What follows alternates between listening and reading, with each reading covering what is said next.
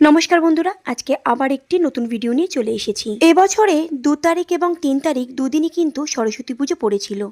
আমি কিন্তু 2 তারিখে সরস্বতী পুজো করেছিলাম। প্রত্যেক বছরের মতন সরস্বতী পুজো সকাল থেকেই খুবই ব্যস্ত ছিলাম। যেহেতু সবটাই একা হাতে সামলাতে হয়, সেই কারণের জন্য একটু তো সমস্যা হয়, কিন্তু এবছরে আমার ছেলে অনেকটাই আমাকে হেল্প করেছে। যেহেতু সরস্বতী পুজোর দিনকে আমার সব একা হাতে করতে হয়, সেই কারণের জন্য আমি সরস্বতী পুজোর আগের দিনকে অনেকটা কাজ আগিয়ে রাখি। আমাদের সময় যখন সরস্বতী পুজো হতো, তখন কিন্তু আমাদের মা কাকিরাই কিন্তু ঘরের পুজোগুলো করতো এবং আমরা স্কুলেই থাকতাম। এত মজা হতো, সেই দিনগুলোর কথা মনে পড়লে পরেই না সত্যি খুবই ভালো লাগে। এখন সব স্কুলে সরস্বতী পুজো হয় ঠিকই, কিন্তু আগের মতন সেই আনন্দ উচ্ছ্বাস এখন আর দেখি না। সকালবেলা ঘুম থেকে উঠে কাচি হলুদ দিয়ে গরম জলে স্নান করার একটা আলাদাই অনুভূতি। সরস্বতী পুজোর 1 সপ্তাহ আগে থেকে ঠিক করা হতো কে কোন শাড়িটা পরবে। এটা কিন্তু একটা আলাদাই আনন্দ ছিল। সব থেকে মজার জিনিস কি লাগে জানেন তো?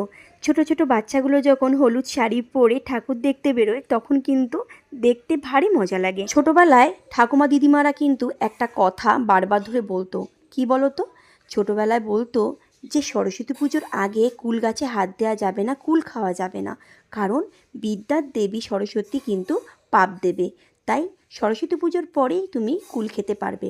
আর আমরাও কিন্তু ঠিক বড়দের কথা মতনই চলতাম। আর ঠিক সরস্বতী পুজো হয়ে যাওয়া মাত্রই আমাদের কুল খাওয়া শুরু হতো। কুল মাখা, কুলের টক, কুলের আচার, আরও কত কিছু। ছোটবেলায় সরস্বতী পুজোর দিনগুলো যে এত সুন্দরভাবে কাটাতাম, সত্যি এখন মনে পড়লে ইচ্ছা করে আবার সেই ছোটবেলায় ফিরে যাই। যাই হোক, আজকের ভিডিওটা আপনাদের কেমন লাগলো অবশ্যই কিন্তু কমেন্টে আমাকে জানাবেন। আর আজকের ভিডিওটা ভালো লাগলে পরে অবশ্যই লাইক করবেন, শেয়ার করবেন এবং আমার পেজটি ফলো করবেন। তো আজকের মতন ভিডিওটা আমি এখানে এন্ড করছি। দেখা হচ্ছে আপনাদের সঙ্গে আরেকটি নতুন কোনো ভিডিওতে। তো ততক্ষণের জন্য টাটা।